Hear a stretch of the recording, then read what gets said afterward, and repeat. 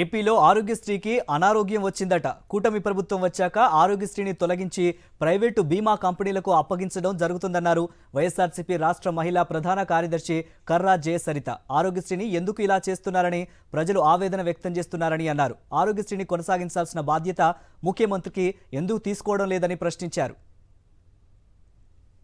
ఆరోగ్యశ్రీకి అనారోగ్యం వచ్చిందంట.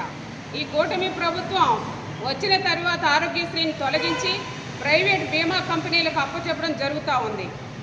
ఎందుకంటే పేద ప్రజలు అలాగే మధ్యతరగతి ప్రజలు జీవితాల్లో ఎలుగు నింపాలనే ఉద్దేశంతో ఈ ఆరోగ్యశ్రీని తీసుకొస్తే ఈ కూటమి ప్రభుత్వం మాత్రం ఆరోగ్యశ్రీని అస్తవ్యస్తంగా మారుస్తూ ఉంది. ప్రజలందరూ కూడా ఆగ్రహం వ్యక్తం చేస్తూ ఉన్నారు.